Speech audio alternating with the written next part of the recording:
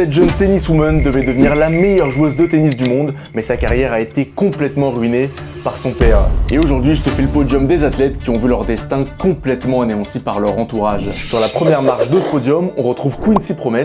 Ce footballeur néerlandais est un talent brut. FC Séville puis Ajax Amsterdam, il a la trajectoire d'un crack, mais en coulisses, c'est bien plus sombre. Il est élevé dans un quartier chaud d'Amsterdam, entouré de potes pas hyper commodes, et ça va le poursuivre. En 2020, il plante son cousin en pleine fête de famille pour une histoire de collier volé, puis dans la foulée, une autre affaire explose. Il est mêlé à un trafic de cocaïne XXL, plus d'1 tonne importée avec ses anciens potes. Résultat, 18 mois de prison pour la tentative de meurtre et 6 mois ferme pour trafic de drogue. Ah oui, c'est chaud, mais je suppose qu'il doit y avoir aussi des affaires de dopage dans le lot. Ouais, à ce sujet, on a la tête américaine Marion Jones qui mérite malheureusement la deuxième marche de ce podium. Triple championne du monde du 100 mètres en 97, 99 et 2001. Triple championne olympique en 2000 à Sydney. Elle domine la discipline pendant près de 5 ans. Mais derrière cette image de rockstar de l'athlétisme, en fait, son entourage la pousse vers le dopage.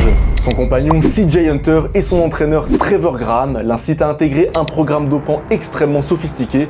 C'est le fameux scandale Balco, du nom du laboratoire qui a fourni les produits dopants à la sprinteuse. Elle nie publiquement pendant plusieurs années, mais en 2007, sous pression, elle avoue s'être dopée entre 2000 et 2002. Ses médailles sont retirées et sa réputation détruite. Et elle est condamnée à 6 mois de prison pour avoir menti à des agents fédéraux lors de 2 témoignages sous serment. Et on termine donc par cette ex-future crack du tennis australien. Exactement, c'est elle dont je te parlais au début. Elle s'appelle Jelena Dokic et en 1999, à seulement 16 ans, elle bat la numéro 1 mondiale à Wimbledon pour sa toute première apparition. 3 ans plus tard, elle est classée 4e mondiale. Tout le monde la voit comme une future star du circuit, mais très vite sa carrière prend un virage tragique. En cause, son propre père, Damir Dokic, un homme violent et instable. Problème, c'est aussi son entraîneur.